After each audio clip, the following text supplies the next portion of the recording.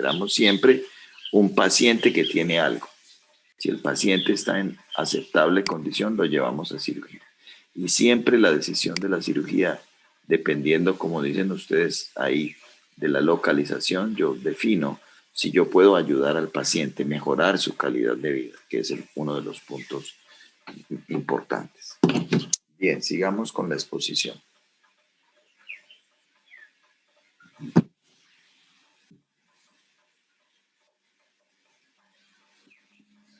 Bueno, según su localización, tenemos los tumores del sistema nervioso central, los supratentoriales, lesión en el hemisferio. Son los glioblastoma, artrocitomas, oligodendroglioma, meningiomas, tumores metastásicos. Los infratentoriales son lesión en el cerebelo y tronco encefálico. En adultos son metastásicos, neurinomas del acústico y hemangioblastomas. En niños son gliomas de tronco cerebral, astrocitoma cerebeloso, meduloblastoma y ependimo. Tumores raquimedulares son lesiones en la fosa posterior ubicados en el raquis y en la médula. Un momento. ¿Qué es algo supratentorial? Supratentorial son la parte superior del encéfalo que contiene el cerebro, los dos ventrículos y espacios que están llenos de líquidos, y el plexo coroides, el hipotálamo, la glándula pineal, la hipófisis y el nervio óptico. ¿Y por qué se llama supratentorial? Supratentorial, porque está arriba, ¿no? Pues por encimita. ¿Encimita de qué? De los hemisferios. O sea, por aquí arriba. Encima de los hemisferios. ¿Alguien más?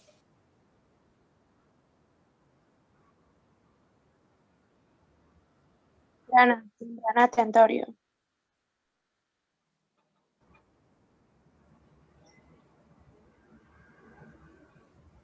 Entonces, el tentorio es una membrana de dura madre, ¿cierto? Que está localizada en este gráfico, por decir, por encima de donde están estas cosas que están rosadas, o no sé qué color es ese, magenta, ¿sí? Entonces, la membrana está ahí. Toda lesión por encima de esa membrana, le digo, supratentorial. Entonces, evidentemente, están todos los lóbulos del encéfalo, todos los componentes ventriculares, la zona del diencéfalo, que es la zona vecina al tercer ventrículo, y todo lo que está por debajo de esa membrana, le digo infratentorial, que básicamente corresponde a lo que está ahí rosado, que es el cerebelo y el tallo cerebral. Entonces, las lesiones infratentoriales, cerebelo, tallo cerebral, supratentoriales, todo lo demás, ¿sí? En principio general, toda lesión supratentorial ocasionará clínicamente lesiones contralaterales. Por ejemplo, una lesión del lóbulo frontal izquierdo me ocasionará hemiparesia derecha o lo que sea, ¿sí? En cambio, las lesiones infratentoriales en principio ocasionarán cuadros clínicos ipsilaterales. Una lesión del hemisferio cerebeloso derecho ocasionará trastornos del equilibrio en el lado derecho. Vamos a poner de una vez una tarea especial. Entonces, la tarea consiste en lo siguiente. Vamos a poner una tarea aquí. Tarea. Debo definir cuáles son las funciones principales de las diferentes estructuras que estoy viendo en la gráfica. Lóbulo frontal, lóbulo parietal, lóbulo occipital, lóbulo temporal, y debo definir cuál sería la diferencia entre si es izquierdo y derecho. Asimismo, defino funciones del cerebelo, del mesencéfalo, de la protuberancia y del bulbo, para poder decir si un paciente está con tales y cuáles síntomas. Yo pienso que el tumor está aquí, o está allá, o está en un lado, o está en el otro. ¿Sí? ¿Listo? Esa es la tarea. Bien, sigamos, por favor. Bueno, Entonces usted nombró unas recetas de cocina que dice los tumores normalmente de los adultos serían glioblastomas, altocitomas, oligodendroliomas, meningiomas o metástasis. Infratentoriales en los adultos, metástasis, neurinomas del acústico, hemangioblastomas. Y en los niños, glioma de tronco cerebral, astrocitoma cerebeloso, meduloblastoma y epéndimo, dijo así, ependimoma. ok. Pendimoma. Porque el epéndimo, ¿qué es? Pendimo. Uy, ¿Qué es el epéndimo? pendimo. ¿Alguien sabe qué es el epéndimo?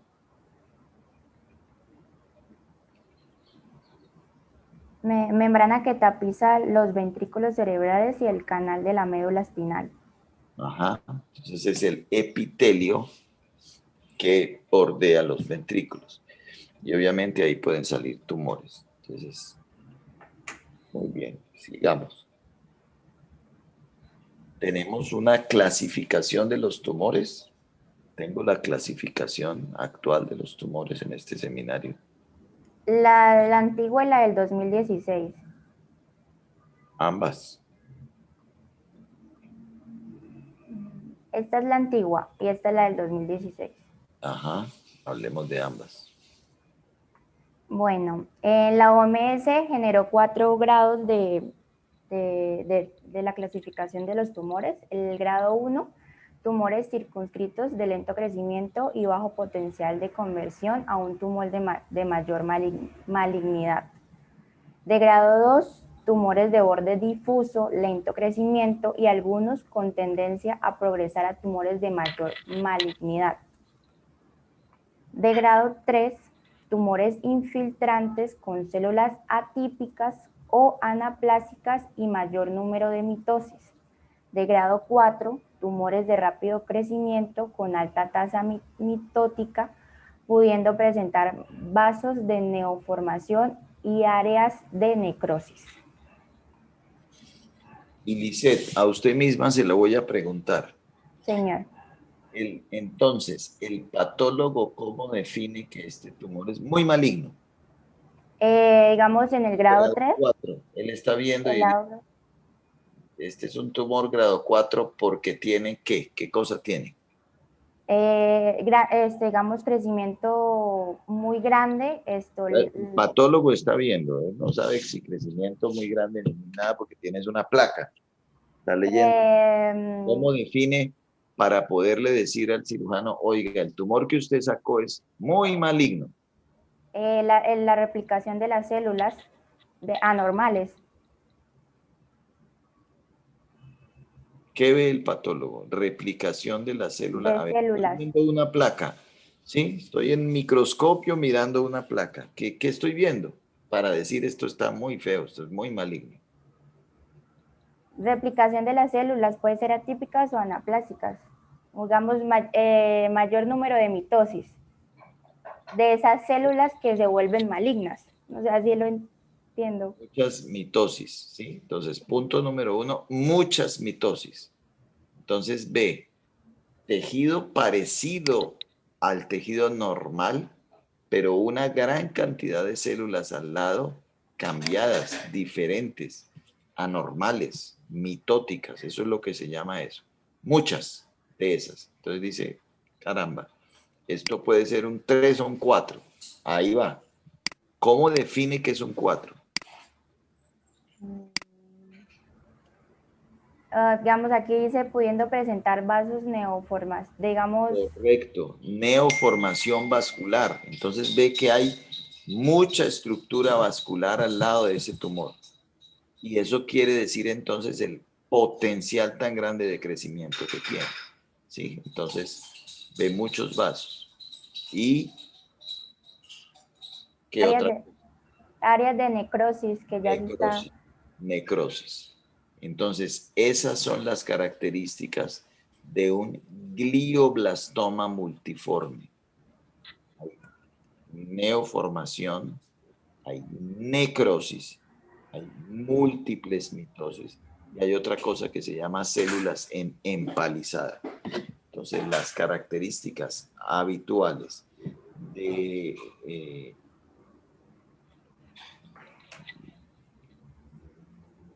las características habituales de un tumor grado 4 son la alta tasa de mitosis, neoformación vascular, áreas de necrosis y células en empalizada. Esto define un glioblastoma multiforme.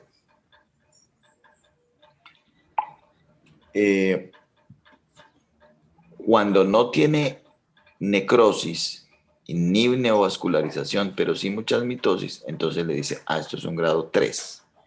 Es decir, es una astrocitoma anaplásico. Mientras que grados 1 y grados 2 son tumores que les decimos glioma de bajo grado. Glioma de bajo grado. Estoy hablando de los tumores intraxiales. Gliomas, que son los más frecuentes. Entonces le digo a glioma de bajo grado los grados 1 y 2. Glioma de alto grado los grados 3 y 4. Entonces la Organización Mundial de la Salud mostró otra clasificación que ahorita la vamos a ver, pero de todas maneras nosotros nos seguimos refiriendo hoy en día a gliomas de bajo grado y gliomas de alto grado. Vuelvo a decir, los gliomas de bajo grado significan tumores que son malignos, pero de un comportamiento mucho más tranquilo. Podríamos decir que los grado 1 son benignos. Los grados 2 son tumores malignos de lento crecimiento y los grados 3 o 4 tumores malignos de alto crecimiento. ¿Sí? ¿Está claro eso? Sí, señor. Entonces hay unas siglas que definen si el tumor es normalmente si el tema estoy hablando de alto grado o bajo grado en inglés. Entonces, en inglés se habla mucho, ellos dicen LGG, Low Grade Glioma, Low Grade Glioma, LGG. Y alto grado de malignidad hablan de HGG, High Grade Glioma, High Grade Glioma, HGG. Alto grado de malignidad, bajo grado de malignidad, low grade glioma, high grade glioma. Bien, cuando estén leyendo algún artículo. Listo. Bueno, la OMS creó en el 2016 otra clasificación. Están los de bajo grado, que son los astrocitoma, oligodendroglioma y oligoastrocitoma. Glioma de alto, perdón, el primero era de bajo grado, el glioma de alto grado, astrocitoma anaplásico, oligodendroglioma anaplásico, Oligodendroglioma no existe. Oligodendroglioma.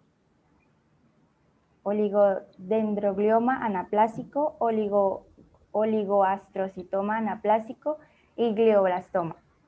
Y meduloblastoma sería meduloblastoma genéticamente definido, meduloblastoma histológicamente definido, que es de grado 4. Voy a hacer una pregunta. Hemos hablado, por ejemplo, que cuando yo digo tumor primario, ¿a qué me refiero con esa palabra tumor primario? ¿Qué quiero decir tumor primario? ¿Benigno? ¿Qué es tumor primario? ¿Quién más me puede decir? Johan Amado, cuénteme. Del, Johan, Profe, ¿no son los que usualmente se diseminan al cerebro? Sheila Ruiz, cuénteme.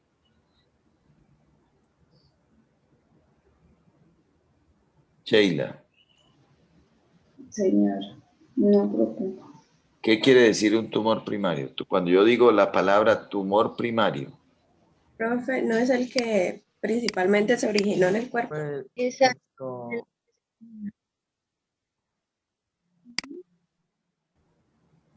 el es que el que se está principal, como que diseminando en una primera instancia y que se puede como que hacer metástasis en otras partes pues del cuerpo, pero es el que está empezando cuando yo, Profe, como que cuando, a diseminarse. cuando me refiero a tumor primario, digo, este es un tumor primario de tal lado. Estoy diciendo el sitio de origen del tumor. Tumor primario del colon, por ejemplo. Entonces estoy diciendo que ese tumor se originó en el colon. Tumor primario del cerebro, estoy diciendo ese tumor se originó en el cerebro.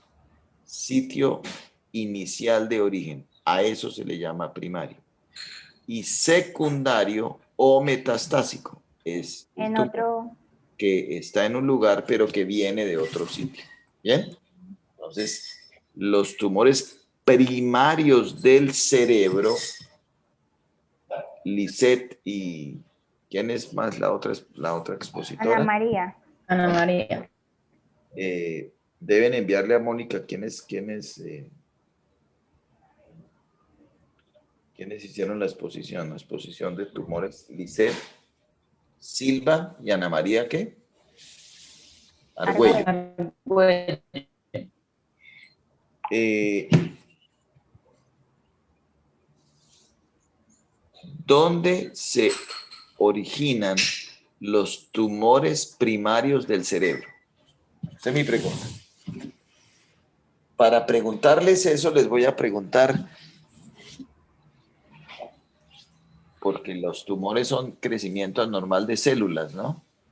Entonces, ¿cuáles son las células que normalmente existen en el cerebro? ¿Qué células hay? Lisette y Ana María. Pero espérese un momentico, vamos a hacerlo mejor. Pregunta de quiz. ¿Cuáles son las células que existen en el cerebro para todos? ¿Cuáles son las células que normalmente existen en el cerebro? Menciónenlas.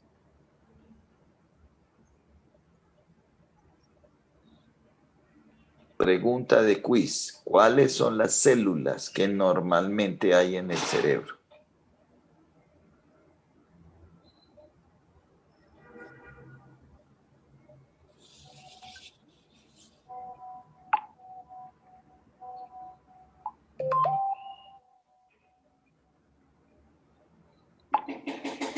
Neuronas, sí, son células.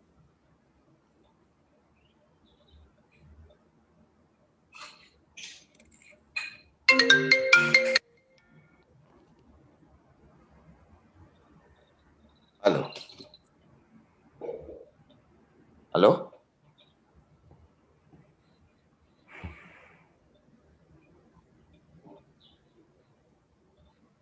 ¿Dónde está ese paciente?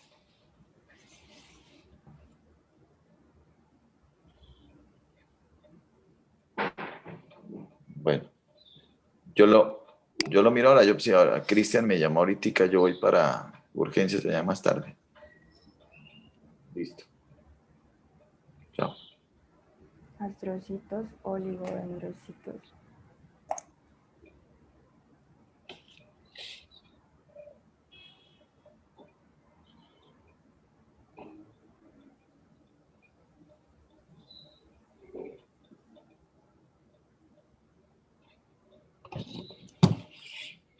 Bien, entonces, como lo dicen ustedes ahí, las células del cerebro normalmente son las neuronas, ¿cierto? Son las células principales, las que nos hacen pensar, las que todos son las células primarias por excelencia. Son las más importantes, las neuronas, ¿cierto?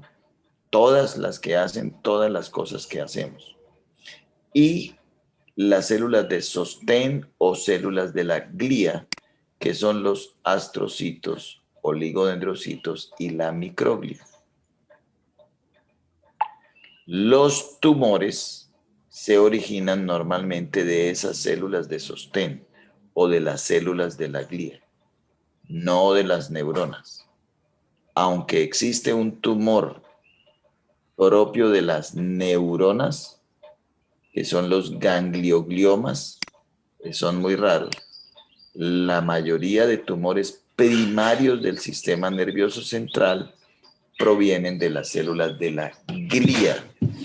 Por eso ahí ven ustedes astrocitoma, oligodendroglioma, ¿sí? Porque son las células de sostén las que por alguna circunstancia, o como explicaron ahí medio brevemente, se habla de protooncogenes.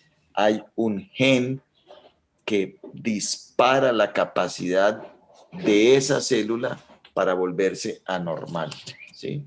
Entonces, eso es lo que hace que haya un tumor primario o un tumor metastásico. Entonces, los primarios son de las células de la glía. Las células de la glía, que son astrocitomas, oligodendrogliomas y las células de la microglia. No tenemos tumores de la microglia, tenemos tumores de los astrocitos y de los oligodendrocitos. Entonces, vamos para otra tarea que es: ¿cuáles son las funciones principales de los astrocitos, de los oligodendrocitos y de las células de la microglia? ¿Y cuáles son las partes principales y las funciones de esas células de sostén? Astrocitos, oligodendrocitos, las células de la microglia y las neuronas. ¿Bien? Como estoy haciendo dictado ahí al chat de ustedes, entonces se ponen palabras muy chistosas, ¿no? Por ejemplo, dije microglia y el dictado dice microjulia. Pero ustedes interpretan ahí la traducción de la función de dictado que tiene WhatsApp. ¿Listo? Entonces, ¿cuáles son las funciones principales y cómo son esas células? Bien. ¿Qué más tenemos de esto de clasificación?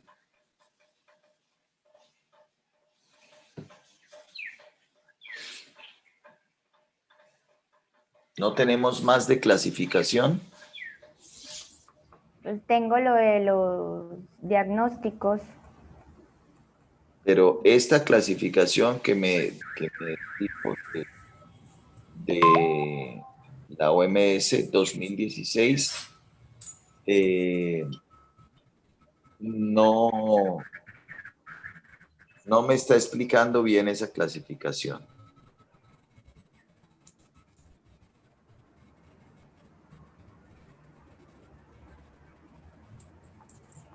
Entonces, para la siguiente clase me deben hablar bien de la clasificación. La clasificación tiene dos puntos importantes. El uno, las células de origen.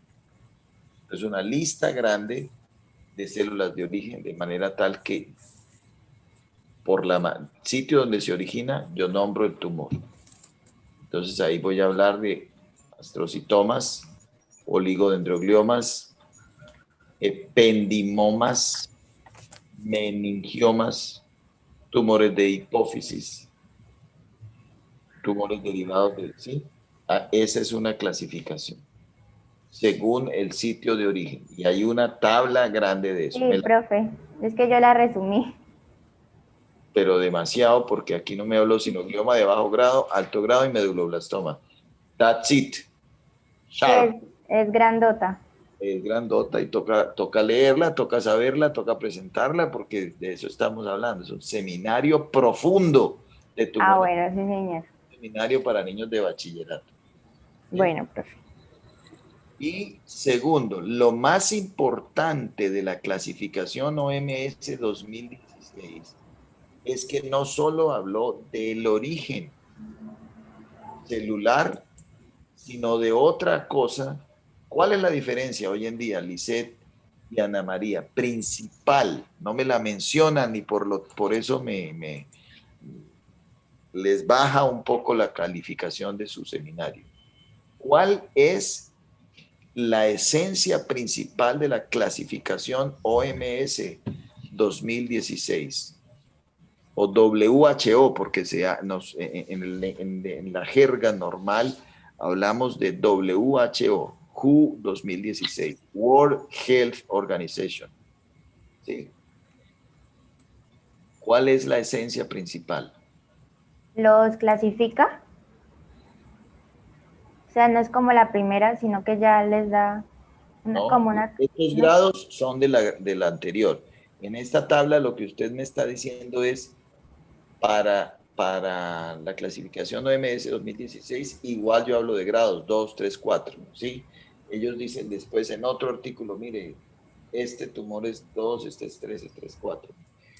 Pero ¿cuál es la esencia principal? ¿Cuál fue el cambio fundamental de esa clasificación? Los estudios moleculares. No existía antes del 2016 estudios moleculares para poder diferenciar los tumores. Y entonces hablo de las mutaciones de los tumores. Y entonces hablo de las respuestas a diferentes o la aparición de diferentes moléculas. Entonces, por eso hablo de IDH mutado, IDH salvaje, presencia de codeleción 1P19Q, estudios moleculares y genéticos de los tumores, que es el lenguaje de hoy.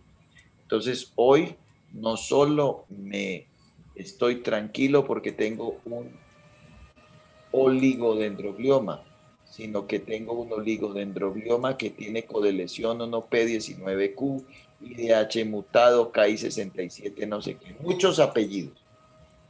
Y es lo que guía el pronóstico hoy de los tumores. Entonces yo puedo tener un tumor que me parecería muy maligno, por ejemplo, astrocitoma anaplásico, pero resulta que es IDH mutado, lo cual lo hace de comportamiento benigno. Tiene codeleción 1P19Q, lo hace de comportamiento benigno. Entonces, ese marcador molecular y genético hoy en día es lo que hoy nos representa el pronóstico de los pacientes. Estudio molecular genético de los tumores, la diferencia fundamental de la clasificación OMS 2016 y por lo tanto, por lo menos lo debo conocer. Johan, ¿qué chiste le echaron allá? Diga, a ver, compártalo.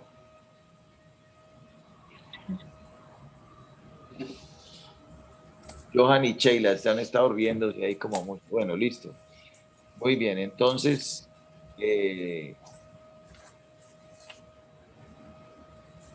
nos queda para la otra clase, Lisset y Ana María, revisar un poco mejor el tema de clasificación. Bien.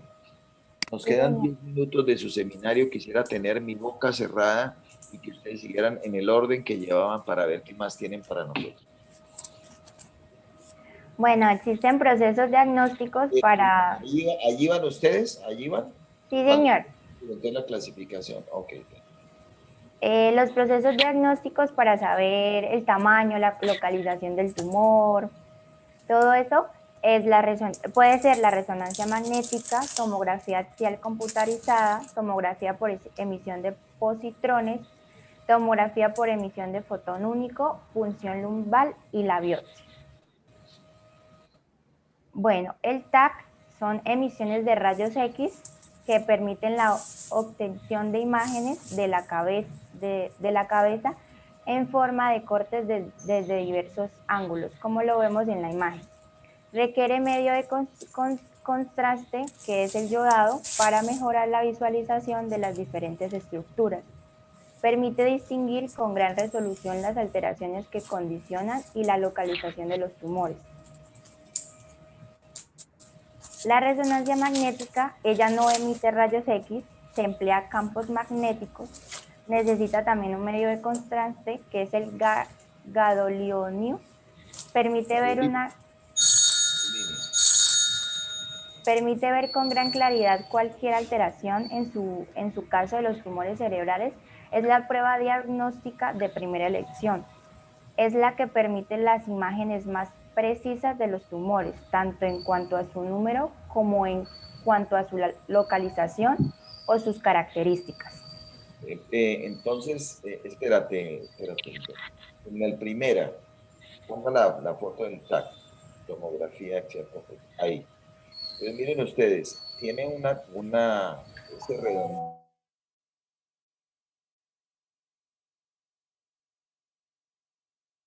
X, y hoy en día los rayos X se disparan de manera helicoidal, ¿sí? Es decir, diferentes ángulos para poder hacer que las imágenes nuestras sean axiales, coronales, sagitales, ¿sí? Y ustedes ven en la escanografía la imagen de la derecha, y voy a decirle una vez varios detalles. Y yo hablo de densidades en la escanografía, ¿sí? Densidades. Mónica, cierre tu micrófono. Densidades.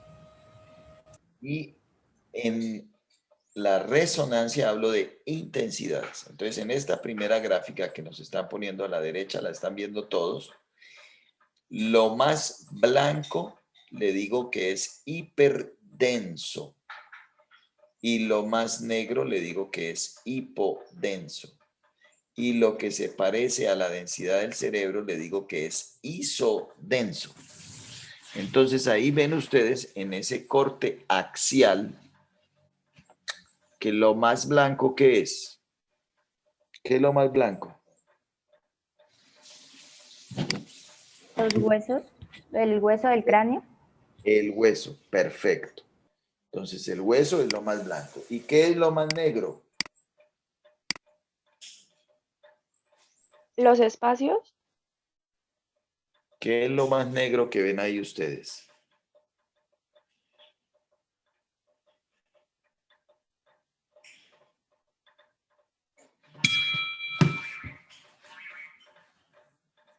El aire. Lo ven en la mastoide, señálenme ustedes ahí. ¿Quién tiene el puntero allá? No, la mastoides, ¿dónde está? Peñasco. El hueso temporal, ¿dónde está? El hueso temporal. Dios, el peñasco, ¿dónde está negro? Búsquelo negro. En el peñasco. Lo que divide la fosa anterior y la fosa media. La fosa media de la fosa posterior, perdón. Fosa media de la fosa posterior.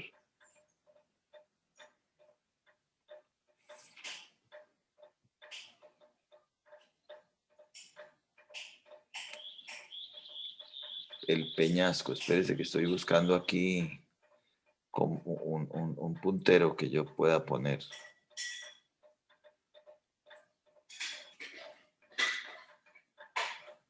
A ver.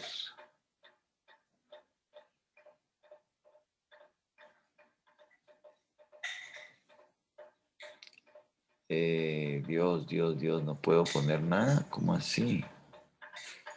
Entonces, solicitar control remoto. Dice, présteme el control ahí. ¿Ustedes ven mi puntero? Sí. No, señor. No, señor. Ya le solicité Sí, profe, yo ya se lo acepté. por eso, pero entonces deberían estar viendo mi puntero. ¿No? ¿No ven mi puntero? No, señor. No.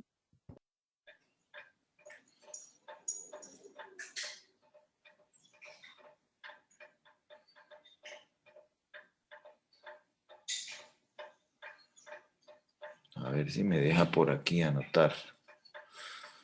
A ver, una flecha. ¿Esta flecha la ven?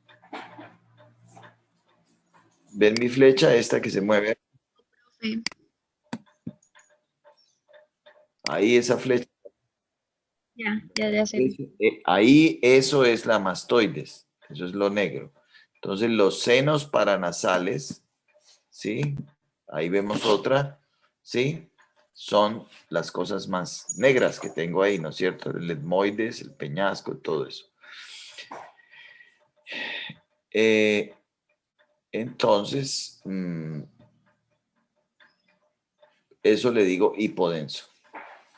Lo que estoy viendo ahí en este momento como blanco, entonces todo lo blanco le digo hiperdenso. Por ejemplo, eso que está ahí, eso blanco. ¿Sí? ¿Lo ven ahí señalado en el cerebelo?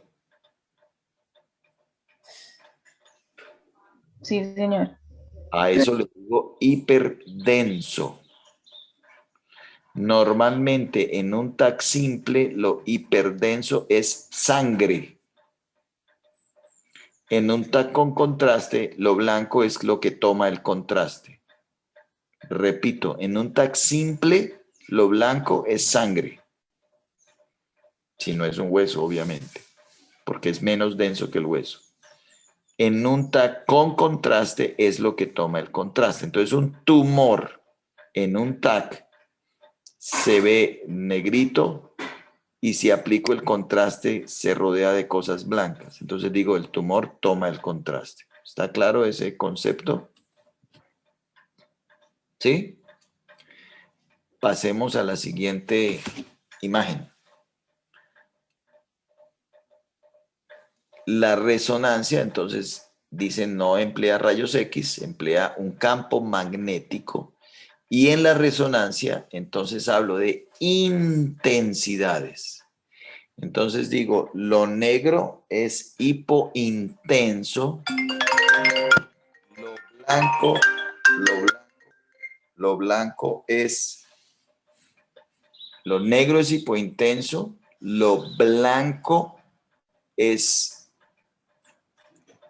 hiperintenso y lo negro es hipointenso. ¿Sí? Espera un momentico que me robé la... Ahí. ¿Sí? ¿Aló?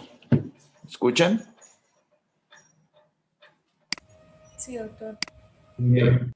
Entonces, isointenso, cerebro, ¿cierto? Hipointenso, lo que veo negro, por ejemplo, eso que está de aire ahí. Hiperintenso, por ejemplo, el cuerpo calloso está un poco hiperintenso, la grasa es hiperintensa, algunos huesos. ¿Ve?